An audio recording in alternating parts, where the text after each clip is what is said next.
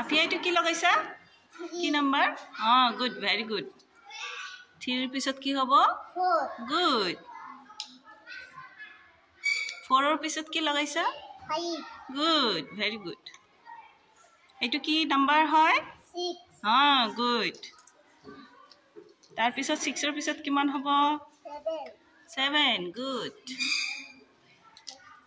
7 ৰ পিছত 8 good very good তাৰ পিছত 9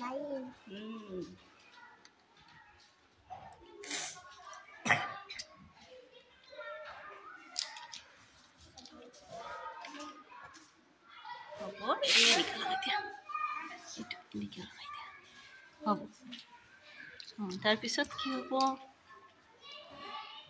তাৰ পিছত কি হ'ব 10 গুড